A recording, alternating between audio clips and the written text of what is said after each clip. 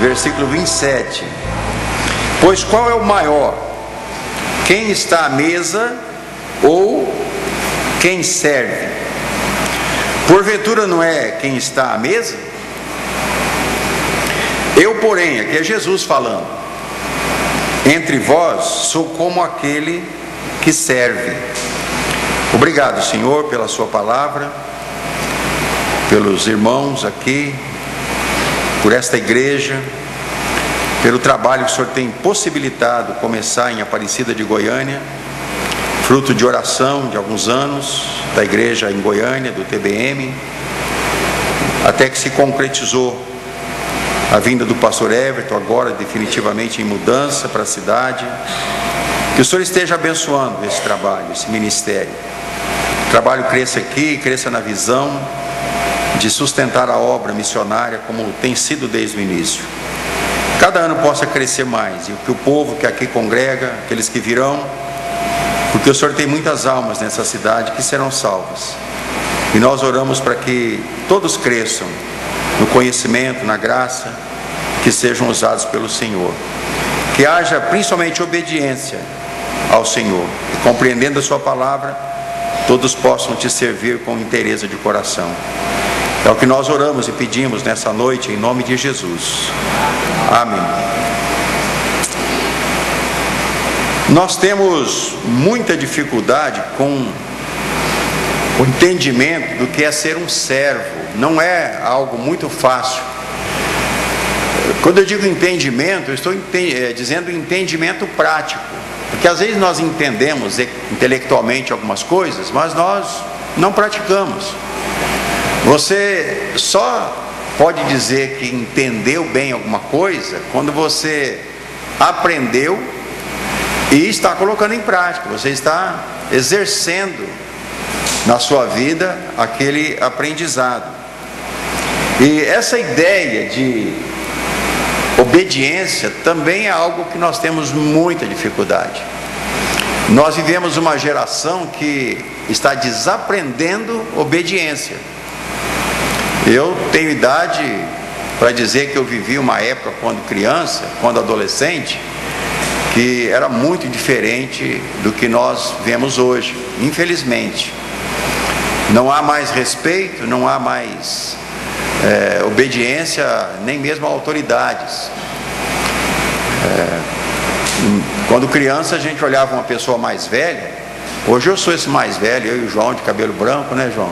A pessoa olha e no meu tempo alguém de cabelo branco era autoridade, muita autoridade. Um pouquinho mais velho já era autoridade, porque você aprendia a respeitar os mais velhos, não importa quem fosse.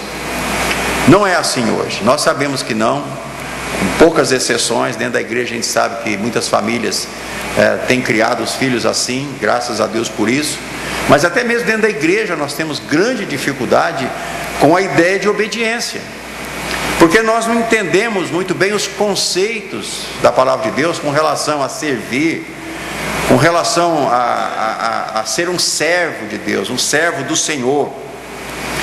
Eu tenho 3 filhas, como eu falei, filho do meio geralmente é tido como problemático, né? Eu não sei porquê, mas reza assim, né? Quantos além de mim são filhos do meio aqui? Tem alguns aí, tá vendo? Então você é um problema, né? Tiago não é filho do meio? Mas devia ser. É? Não é? Não, mas devia ser. A minha filha do meio é a Thalita. Eu tenho 3 meninas. E quando ela era criança, ela assistia, ela está com, eu não sei, ela tem 36 anos, eu acho, agora, não estou lembrando bem. Não, é menos, porque a mais velha tem 38, ela tem 32. Quando ela tinha 9 anos, 8 anos, era mais ou menos por aí, ela assistia um seriado na televisão chamado Kate Mahoney. Era uma policial, uma mulher lá que batia nos homens tudo, né? Prendia todo mundo. E era um seriado até bem instrutivo, era bem apropriado assim para criança, adolescente, né? Porque ela era aquela pessoa que impunha a lei. fazia o pessoal entrar nos trilhos. E ela brincava de policial, ela queria ser Kate Mahoney, ela vivia dando chute nas paredes, né? Tava lutando, dando aqueles golpes lá simulados, né? Então ela queria ser alguém que impunha respeito, né? É próprio da criança começar a querer ser alguma coisa. Passou um tempo, ela descobriu, pastor Everton, que delegado mandava na polícia, era mais autoridade. Ela queria ser delegado, já não queria mais ser policial só. Não levou muito tempo, descobriu que juiz é mais autoridade que delegado. Queria ser juíza. Eu percebi então que o que ela queria mesmo era mandar, né? Ela queria que as pessoas se submetessem a ela. Não era só impor a lei, impor respeito, prender bandidos, não. Ela queria ser alguém que estava sobre os demais. E a gente, às vezes na criança, você acha um pouco engraçado essas coisas e pensa assim, bem adulto não pensa assim, né? Gente grande já tem maturidade suficiente. Mas sabe, não é assim. Nós também somos mais ou menos igual à filha do meio. Porque entre os 12 discípulos de Jesus havia esse espírito. Se você pegar, não precisa abrir sua Bíblia lá, em Mateus capítulo 20, versículo 20 e 21, bem perto já da crucificação de Jesus, e nós vamos falar bastante sobre isso hoje. Chegou uma senhora perto de Jesus, que era esposa de um homem chamado Zebedeu. Bom nome para você colocar no seu filho. E ela fez um pedido para Jesus. Veja o pedido que ela fez. Então se aproximou dele a mãe. Você pensa, isso aqui é a Bíblia, viu? Eu transcrevo os textos, porque eu falei ontem, eu trouxe uma Bíblia com letra pequena, eu não enxergo nada, nem de óculos. Então eu tenho que escrever, está tudo os textos, está tudo escrito para cá. Eu tenho que ir pegando papel, imprimi hoje alguns lá, senão eu não consigo ler. Então se aproximou dele, de Jesus, a mãe dos filhos de Zebedeu, com os seus filhos. Os filhos dela eram Tiago e João, era a mãe dos dois. Adorou a Jesus e fez-lhe um pedido. E ele diz: o que queres? E veja o que ela pediu para Jesus: dize a esses meus dois filhos, o Tiaguinho e o Joãozinho, que eram adultos, discípulos, apóstolos de Jesus, que se assentem um à tua direita e outro à tua esquerda no teu reino. Ora, qual era o desejo da mãe de Tiago e João? Que eles tivessem primazia sobre os outros 10. Esperava-se Jesus entrar no reino, se tornar sentar num trono, e ela foi logo e que seja um braço direito e outro braço esquerdo. Eu quero os dois assentados. Diz para eles que eles terão uma posição de destaque sobre os demais. Irmãos, a sociedade do século 21 é assim. A pessoa quer estar em cima, a pessoa quer ser superior, a pessoa quer mandar. E cada vez mais nós percebemos a dificuldade que nós vamos tendo com a ideia de obedecer, com a ideia de servir.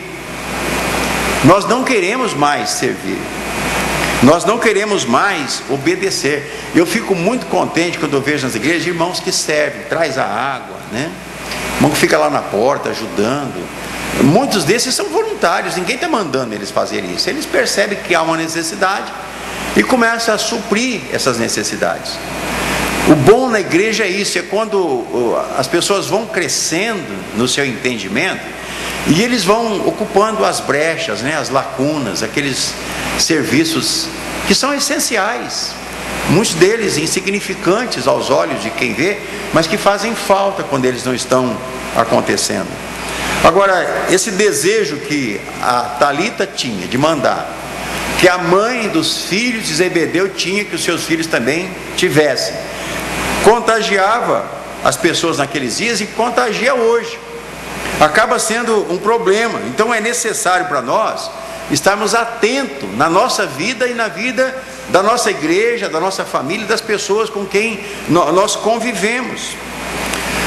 O jovem hoje, ele não quer escolher mais a profissão pela vocação. ele pega aquele guia do estudante, ou guia guia de profissões, quer dizer, tem o guia do estudante e o guia de profissões, né?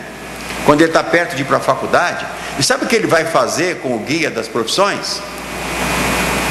Ele vai ver qual profissão que está dando mais dinheiro, para ele então enveredar por aquele caminho. E ele vai, não gosta, mas dá mais dinheiro. Quando ele se forma, já não dá mais dinheiro. Todo mundo foi naquela direção porque pensava como ele, formou todo mundo, aí o campo ficou saturado de mão de obra e não tem mais. Aumentou a oferta de mão de obra e acabou. Sendo que ele devia ter seguido que a vocação dele, o que é que eu gosto? Porque quando você gosta, quando você faz com prazer, mesmo que o mercado seja difícil, você vai ser uma pessoa que vai se dar bem ali, porque você se formou numa área que você tinha vocação, você gosta daquilo ali. Então, até nas decisões que nós tomamos no início da nossa formação, é importante por isso. Não vá atrás daquilo que dá mais status. Você tem que ser alguma coisa que você gosta. Tem pessoa que quer ser pastor, quer ser missionário, mas os pais falam, larga a mão disso. Pensa que eu já não vi pai dizendo isso para os filhos? Isso não é para você. Alguns chegam a ser bem claros, isso não dá dinheiro. Olha, irmãos, nós precisamos voltar à compreensão dos princípios da palavra de Deus.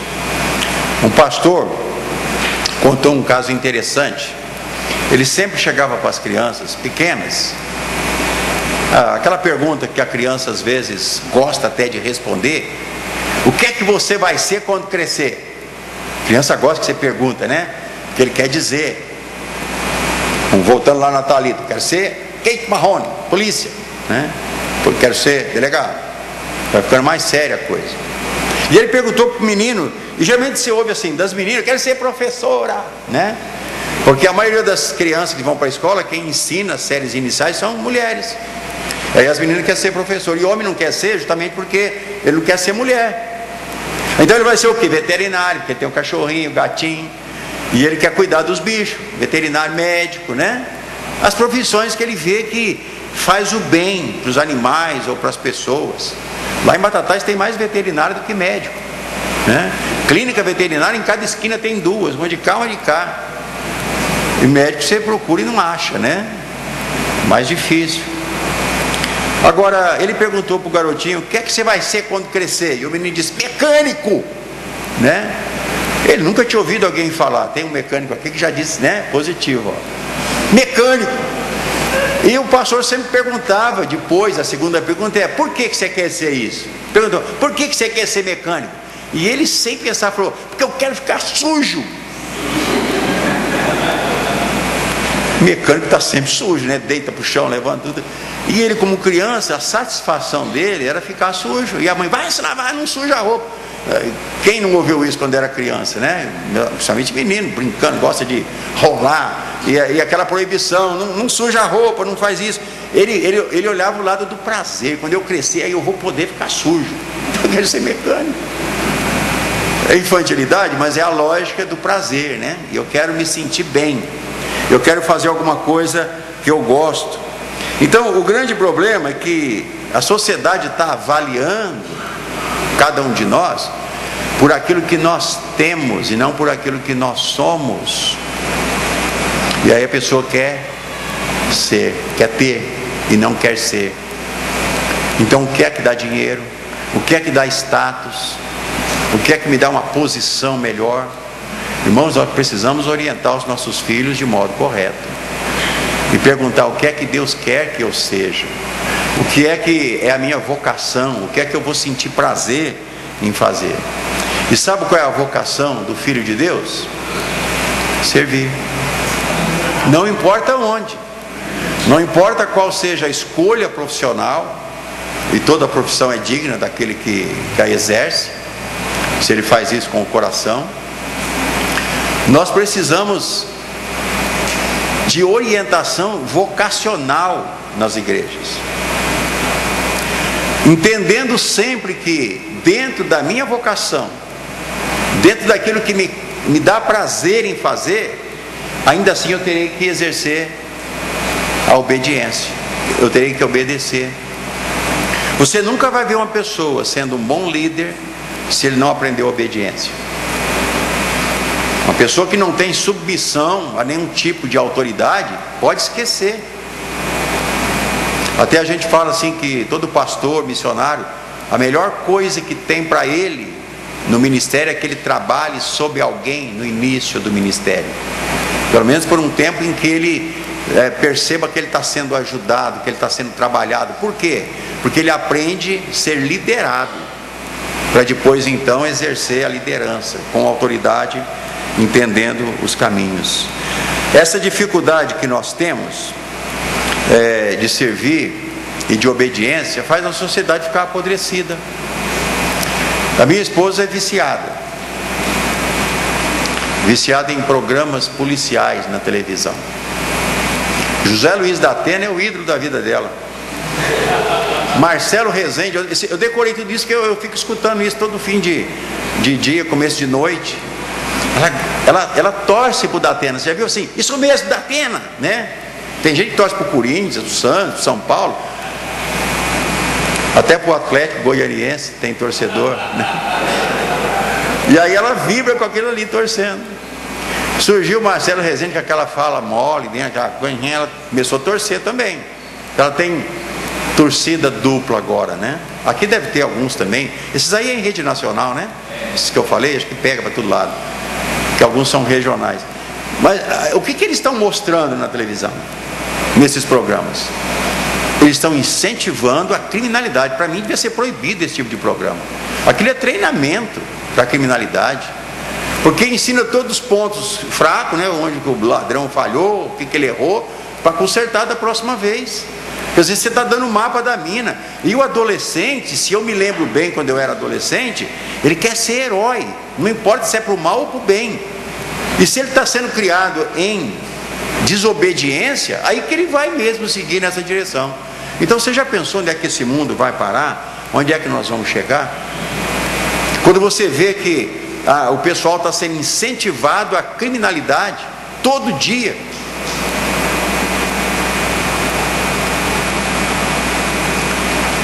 Há uns tempos atrás eu li a tese de uma socióloga.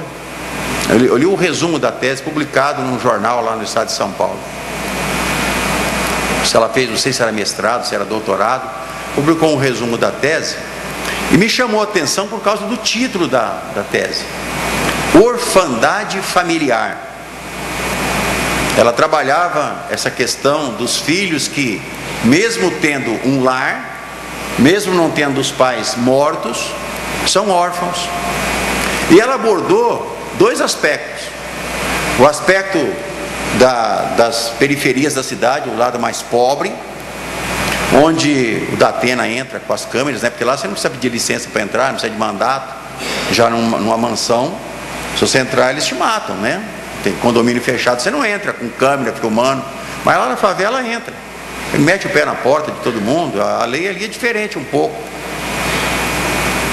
Mas ela mostrou os dois lados: aqueles órfãos familiares que estão vivendo no submundo, na pobreza, e mostrou também os órfãos familiares que vivem nos condomínios fechados, onde papai e mamãe nunca estão em casa, onde os jogos eletrônicos, a mídia eletrônica é o babá ou a babá, e cuida dos filhos. Quando muito uma pessoa lá que apenas preenche a vaga do pai e da mãe. Então são dois extremos de orfandade familiar. Agora projeta isso um pouquinho mais adiante, numa geração seguinte, quando aqueles que estão lá da periferia vão se tornar bandidos, grande parte deles. Não é só porque estão na periferia, não, é porque eles estão sendo influenciados pelo crime onde eles estão. E os que estão aqui vão governar. Aí eles dizem: a educação é a solução. Ah, é? É só você olhar quem são os maiores criminosos do país. Eles usam terno e gravata, como eu estou usando aqui. Se a educação solucionasse, o crime não viria de cima. Está virando escola de crime em todos os lados, de baixo e de cima.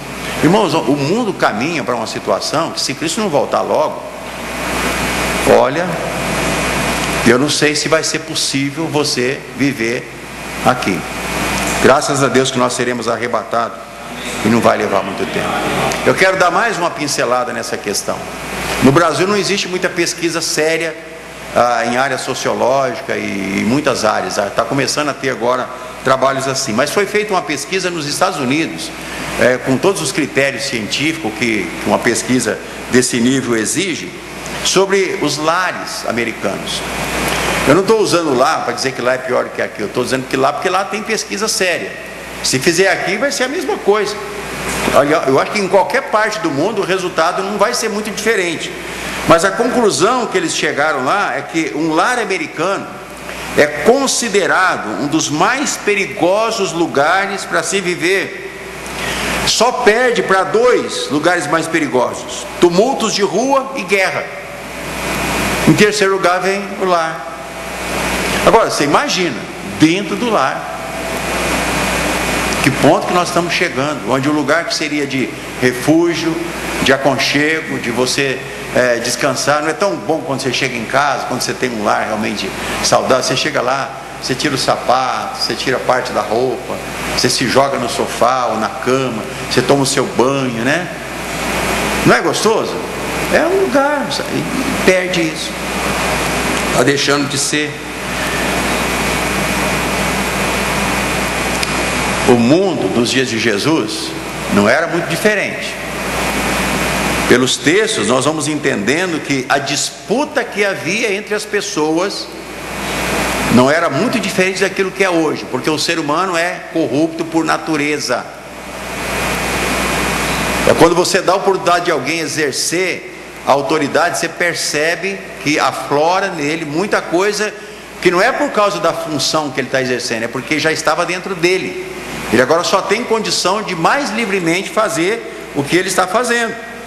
E é claro que hoje é mais difícil ainda nós consertarmos do que era no passado.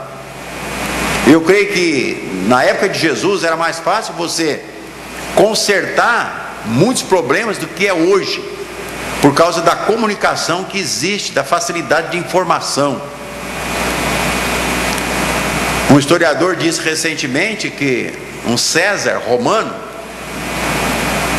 durante todo o seu governo, não alcançava o nível de conhecimento que uma criança de 12 anos do século 21 tem.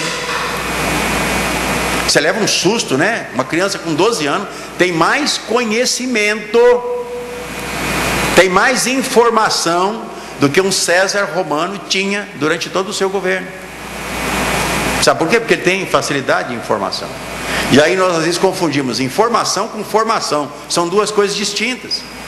Aliás, até o excesso de informação dificulta a formação, porque você não assimila, você não consegue digerir aquilo, e a sua vida fica então de uma maneira perigosamente mal formada. Agora, para nós entendermos bem a obediência e o que é servir, nós precisamos entender primeiramente o que é um Senhor, porque eu obedeço como servo a um Senhor. Então, biblicamente, o que é um Senhor? Lucas capítulo 6, versículo 46, Jesus disse assim aos seus discípulos e alguns outros que estavam com ele: por que me chamais Senhor, Senhor, e não fazeis o que vos mando? A pergunta é retórica, a resposta já está embutida, porque se você chama de Senhor, Senhor, e essa repetição dava a ideia de que havia um reconhecimento real de autoridade, mas não fazem o que eu mando. Quando você tem alguém como Senhor, está subentendido que você vai fazer o que ele manda. E ele está repreendendo os discípulos: por que me chamais Senhor, Senhor, e não fazeis o que eu vos mando? Você sabia que o seu chamado de Senhor? Muita gente me chama de seu Carlos. É seu, mas esse seu aí é Senhor. Você não é chamado de Senhor por algumas pessoas, em alguns ambientes? Ainda existe, né? Agora, quando a pessoa fala Senhor Carlos, Senhor Silval, Senhor José, Senhor Manuel, ele está reconhecendo que você é Senhor sobre ele? Que ele é um servo seu? Não, ninguém está reconhecendo isso quando fala. É apenas um vocativo, é só uma forma de tratamento. educado, nada disso. Não está embutida a ideia de que você é senhor sobre ele. Ele só te trata assim. Então não há entendimento do que é senhorio. Por isso é difícil o entendimento do que é servir. E aí você chega na conclusão de que obediência é alguma coisa que está conflitando com o entendimento que se tem hoje acerca dos conceitos da palavra de Deus. Nos dias de Jesus, no grego havia duas palavras para senhor.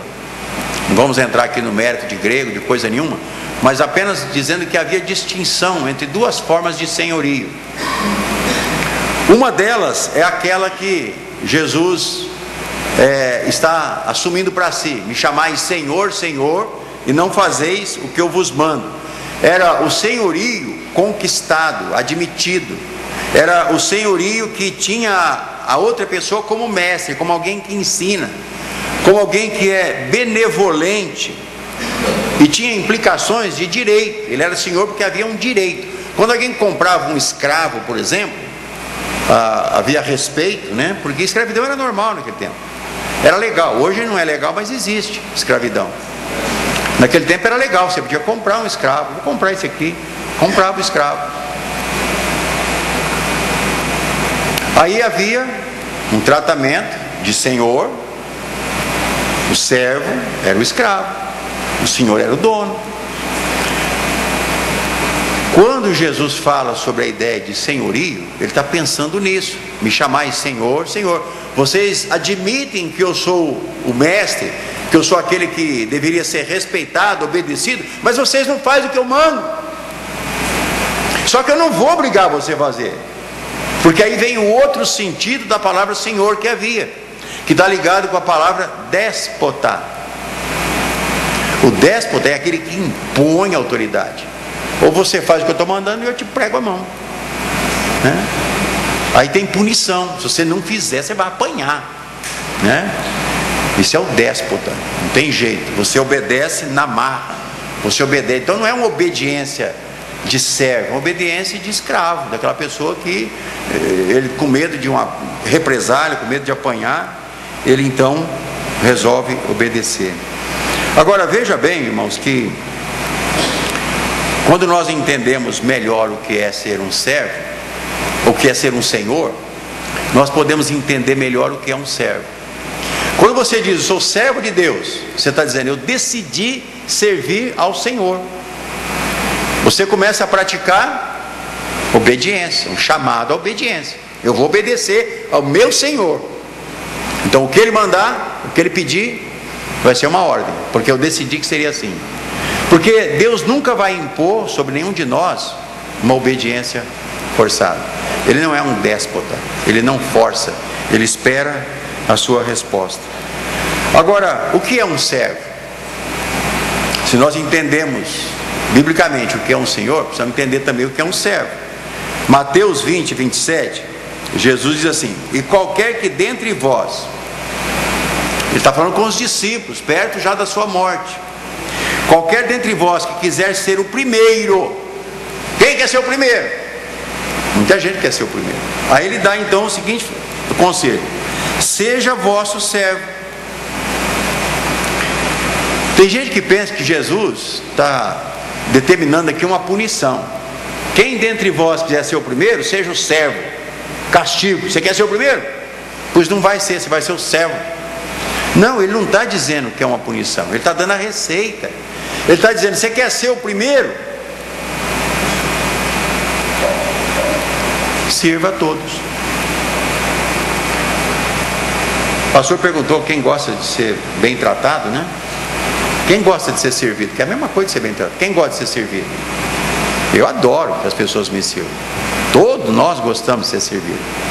Bem servido, melhor ainda. Por isso que eu gosto de vir em Goiânia. Sou tratado como príncipe, como rei, né? Agora em Aparecida também. O pastor Léo está me tratando. Embora ele me deixou lá em Goiânia, né? Que ele está mudando. Mas ele me traz para cá, me trata bem, né? Diz que vai trazer de novo quando a casa dele ficar pronta. Peguei ele bem no meio de uma mudança, né? Mas eu chego lá no quartinho do profeta, tem fruta, tem bolacha, tem iogurte, tem refrigerante, tem tanta coisa lá que o meu regime até eu deixei fora, né? Daqui a pouco tem que fazer uma cirurgia. Bem tratado, todo mundo gosta, não tem ninguém. Cachorro gosta de ser bem tratado, gato gosta. Eu tenho uma gata em casa, nunca vi um animal tão folgado como gato. Gato é o bicho mais safado que tem no planeta, né? Ele quer que você faça tudo por ele, e ele nunca faz nada por você. Eu descobri recentemente, estudando os gatos, que gato, quando esfrega na gente, ele não está fazendo carinho. Você sabia que não é carinho coisa nenhuma? Eu pensava que era. Está fazendo carinho na minha perna. Eu ficava lá, esfrega daqui, esfrega dali, esfrega a cabeça. Ele está marcando território. Ele está dizendo, isso aqui é meu. Ele é senhor. Você é dele quando ele te esfrega. Eu descobri isso. Se o gato esfregou, ele está dizendo, você é meu. Aliás, existe um livro chamado A Teologia do Gato e do Cachorro. Já viu esse livro? É um livro evangélico.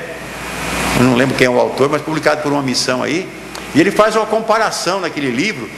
Como é que ele compara o crente gato e o crente cachorro. Tem os dois. Vamos ver qual que você é, né? Você chega à conclusão aí.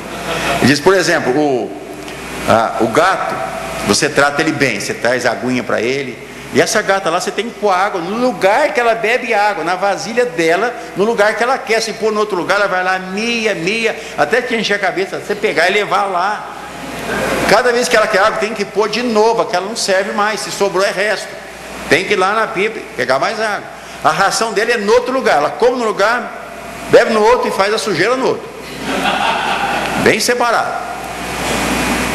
Então o gato, quando você faz tudo que ele quer, segundo o autor do livro, ele olha para você e diz assim, eu devo ser Deus. Porque você está servindo. O cachorro, quando você faz tudo que ele quer, ele olha para você e fala assim, ele é Deus. Entendeu o espírito aí? A gratidão do cachorro. Por isso fala que o cachorro é o melhor amigo do homem. O gato acho que é o maior inimigo. Eu tenho um amor pela Zoe, mas é um amor assim, né, de competição, de vontade de cortar o pescoço dela, porque ela é terrível. Zoe é o nome dela, e Zoe significa vida, pior ainda, devia ser morte. Coisa da Thalita, filha do meio. Qualquer que dentre vós quiser ser o primeiro, qual é a receita? Seja vosso servo. Estava vendo aquela disputa entre os discípulos. E ele está dizendo, você quer ser o primeiro? Sirva os outros. Irmão, faz isso na igreja. Começa a ser um servo. Começa a tratar bem as pessoas. Você vai colher coisas boas. Por isso servir é algo biblicamente correto. Nós precisamos servir as pessoas. O princípio é, considere sempre o outro superior a si mesmo. É ensino bíblico, o outro é superior. Considere. Você vai colher coisas fantásticas na vida. Você vai estar obedecendo um princípio que vem da palavra de Deus. Para nós entendermos bem, então, a obediência ao Senhor, nós temos que entender que nós somos servos de Deus. Nós somos escravos. A Bíblia fala que nós fomos comprados por um bom preço. O escravo era comprado? Era. Por isso ele tinha valor para o seu dono. Ele cuidava bem do escravo. Aliás, uma matéria recente diz que os escravos, na época da escravidão no Brasil, os escravos eram mais bem tratados do que alguns trabalhadores que tem hoje. Sabe por quê? Porque o dono do escravo cuidava bem dele, era matéria-prima, era propriedade dele. Hoje não. Hoje quem cuida do trabalhador? Eles querem cortar mais os direitos e tudo. Está lá aprovando no Congresso uma lei que, se aprovar, vai acabar com tudo aquilo que foi conquistado durante 50, 60 anos para cá. Por quê? Porque quer diminuir direitos, coisas que você adquiriu, porque é escravo. É uma escravidão. E ela é ilegal, mas é formalizada por leis. Dá para entender isso? É só você olhar como que as coisas acontecem, você vai percebendo que é assim. Agora, abra sua Bíblia num versículo, em Romanos 6,16. É bem importante, eu quero que você anote. Se a pessoa disser para você, bem, você como crente, você é escravo, diga para ele, você também é. O crente é escravo do Senhor, servo do Senhor. Mas a Bíblia fala em João 8,34 que todo aquele que comete pecado é escravo do pecado. Também tem escravidão do outro lado. E pior, porque o pecado é déspota, ele te destrói. E Deus não, Deus cuida bem. Veja bem, Romanos 6,16: não sabeis que daquele a quem vos ofereceis como servos para obediência, desse mesmo a quem obedeceis, sois servos, seja do pecado para a morte, ou da obediência para a justiça. Então todos, sintetizando, todos somos servos, todos nós estamos obedecendo. E se você recusa a obediência ao chamado de Deus, você está obedecendo o pecado, obedecendo o inimigo. Ou seja, a escravidão é muito pior, porque você não tem ali nenhuma regalia, nenhum benefício. Paulo dizia que ele era servo do Senhor Jesus Cristo. Ninguém pode se libertar a si mesmo, mas quando nós somos libertos pelo Senhor, nós entendemos o que é a liberdade. Por isso que Jesus disse: se o Filho vos libertar, sereis o quê? Veja bem a colocação: verdadeiramente livres. Parece uma confusão isso, né? Como é que eu sou servo? Como é que eu tenho que obedecer se eu sou livre? Mas somos livres para obediência. E aí é que você vê a alegria de servir. Por isso que Jesus diz: eu dentre vós sou como aquele que serve. Ele veio para servir e não para ser servido.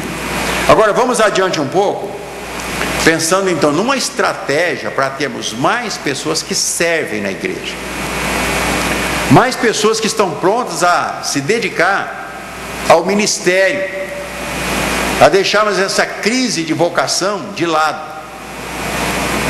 e alcançarmos um nível melhor de preparação de pessoas para servir o Senhor no reino. Qual é a estratégia então? Veja que Jesus, quando estava bem perto, eu quero que você abra sua Bíblia em Lucas capítulo 22, ele estava muito perto da sua morte, ele estava numa situação de perceber já bem próximo o que ia acontecer com ele, ser levado à cruz.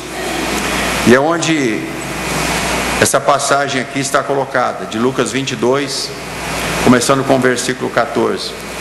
Chegada a hora, pôs-se à mesa e com ele os 12 apóstolos, e disse-lhes: desejei muito comer convosco esta Páscoa. Era a celebração da Páscoa no cenáculo, antes que padeça. E aqui se padeça era a morte. Porque vos digo que não a comerei mais, até que ela se cumpra no reino de Deus. E tomando o cálice, havendo dado graças, disse: tomai-o, repartiu entre vós. Porque vos digo que já não beberei do fruto da vide, até que venha o reino de Deus. E tomando o pão e havendo dado graças, partiu e deu-lhe também, dizendo: isto é meu corpo, que por vós é dado, fazei isso em memória de mim. Memória de alguém ainda está ali, mas já estava indo, já ia partir. Semelhantemente tomou o cálice depois da ceia, dizendo: este cálice é o novo testamento no meu sangue, que foi derramado por vós. Mas eis que a mão, como ele muda o foco, a mão do que me trai está comigo à mesa. E na verdade o Filho do Homem vai segundo o que está determinado, mas ai daquele por quem é traído. E começaram a perguntar entre si, qual deles seria o que havia de fazer isso? Fazer o quê? Trair o Senhor.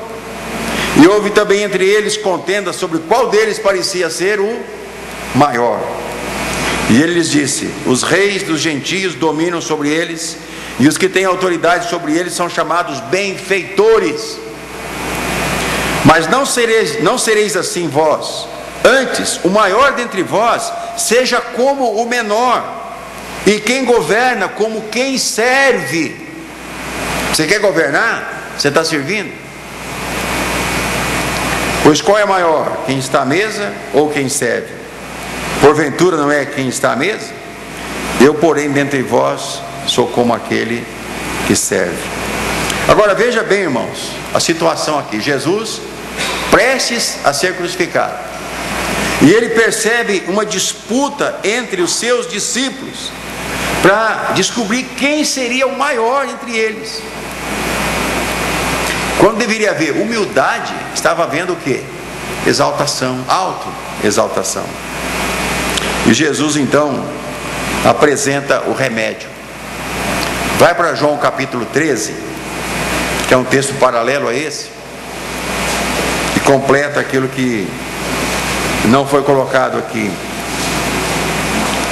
no primeiro texto de Lucas. João capítulo 13, versículo 1. Preste bem atenção. Ora, antes da festa da Páscoa, sabendo Jesus que já era chegada a sua hora de passar deste mundo para o Pai, como havia amado os seus que estavam no mundo, amou-os até o fim. E acabada a ceia, tendo o diabo posto no coração de Judas, aquele que o trairia, filho de Simão, que é o que o traísse, Jesus, sabendo que o Pai tinha depositado nas suas mãos todas as coisas, e que havia saído de Deus e para Deus ia, levantou-se da ceia e tirou as vestes, e tomando uma toalha, cingiu-se com ela.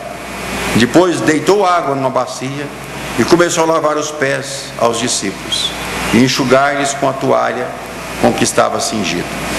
Aproximou-se, pois, de Simão Pedro, que lhe disse: Senhor, tu lavas os pés a mim? Respondeu Jesus e lhe disse: o que eu faço não o sabes agora, mas saberás depois.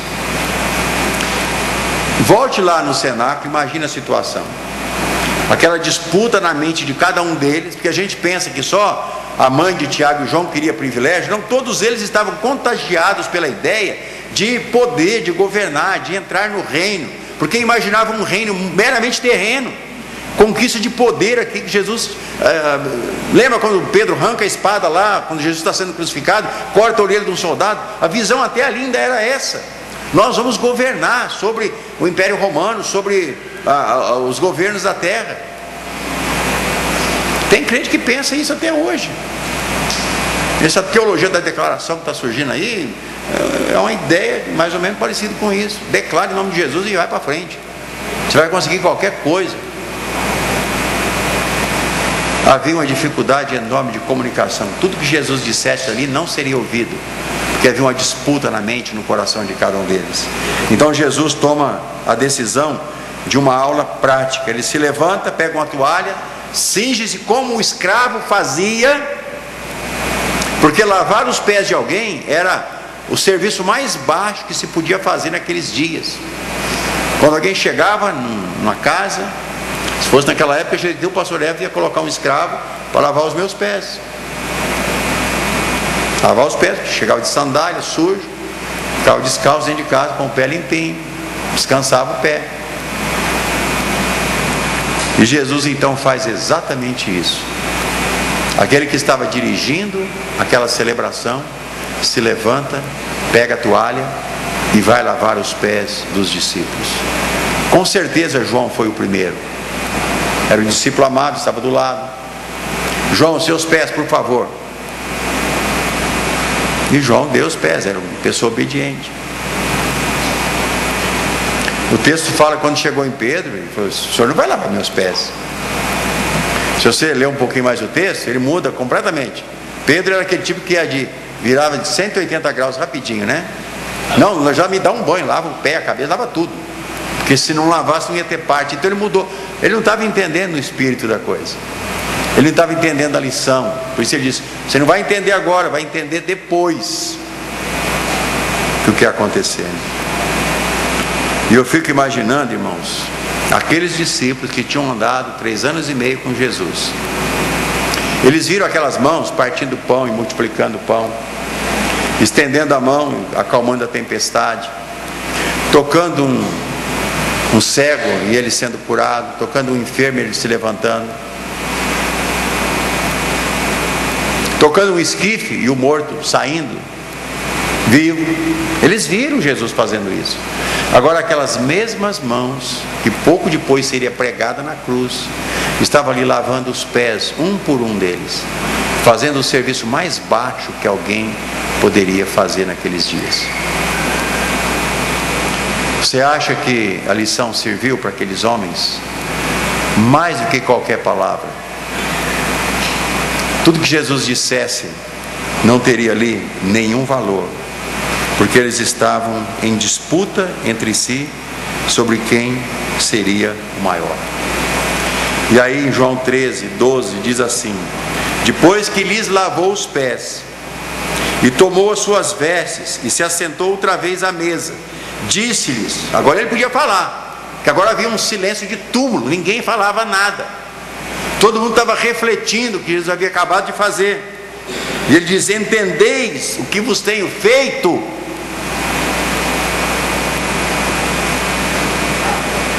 A melhor aula é a lição prática quando você faz. Vocês estão entendendo o que eu tenho feito?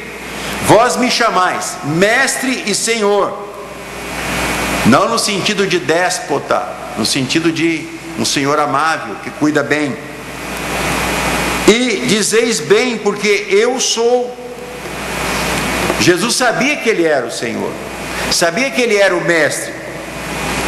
E aí o versículo 14 então ele diz: ora, se eu, Senhor e mestre, vos lavei os pés, veja bem a afirmação seguinte: vós deveis também lavar os pés uns dos outros. Esperava-se o que aqui? Que ele dissesse: agora lava o meu. Não é assim? A gente às vezes não faz isso. Eu fiz para você, você não vai fazer para mim? Não, Jesus não estava dizendo isso. Ele está dizendo: agora vocês façam os mesmos entre si, sirvam-se mutuamente em obediência ao meu ensino. Irmãos, se nós aprendermos obediência, nós estaremos prontos para atender o chamado do Senhor. Ninguém que não está pronto para servir de todo o coração vai ser um servo fiel do Senhor.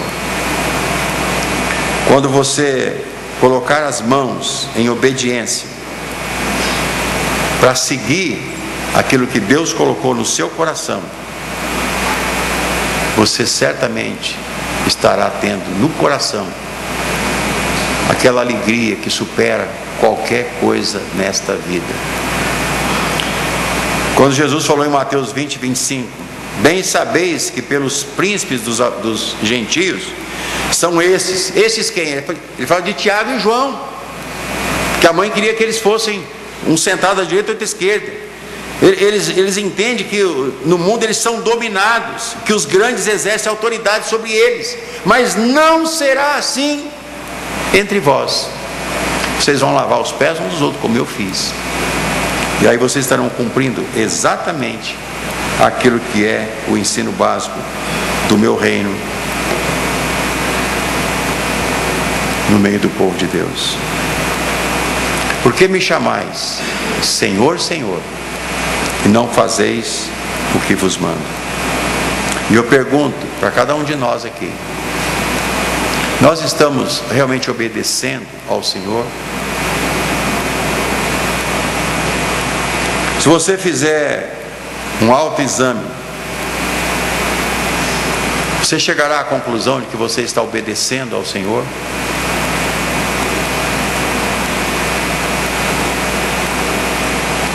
Ou tem alguma dúvida? Se tem dúvida, reflita bem sobre o que fez Jesus. Pegue bem a receita do que é ser o primeiro no reino de Deus. Comece a praticar isso. Com toda certeza mudará o seu conceito. Você vai se ver livre dessa contaminação do mundo na sua mente. E você perceberá que esse princípio, ele é básico, ele é alicerce para que desenvolva todas as áreas da sua vida. Quando você está pronto para servir, não há limite sobre aquilo que Deus pode fazer através da sua vida. Seja um servo, obedeça ao Senhor e preste atenção na vocação que Deus tem colocado no seu coração. Você fala: para mim já é tarde, eu já enveredei por outro caminho. Moisés também enveredou. Ele acordou com 80 anos quando teve a visão do Senhor na sarça ardente. Deu tempo de voltar para trás e fez aquilo que Deus o estava preparando. Quem sabe você foi preparado até hoje para Deus te mostrar exatamente um rumo diferente na sua vida. Pode ser que Deus esteja fazendo isso. Nunca vai ser tarde para você tomar uma decisão e se colocar no trilho daquilo que Deus tem para a sua vida. Sempre é tempo de você voltar-se para a obediência ao Senhor. Amém? Pai, nós te louvamos com gratidão. Tudo que nós somos, herdeiros do Senhor, tudo que nós temos como mordomos para administrar, vem do Senhor. E nós somos gratos pelo que Cristo fez por nós na cruz. Claro que nós não entendemos perfeitamente isso, mas entendemos o suficiente para saber que foi pago por nós um preço que nós não poderíamos pagar. A nossa salvação tem um preço que somente Cristo poderia pagar, e Ele pagou. Ele foi até o fim. E quando Ele chegou à cruz e disse estar consumado a obra que Ele tinha recebido para fazer, Ele realmente estava dizendo a verdade. Nós não precisamos completar o que Ele começou, mas nós precisamos obedecer a ordem e submeter-nos a esse senhorio.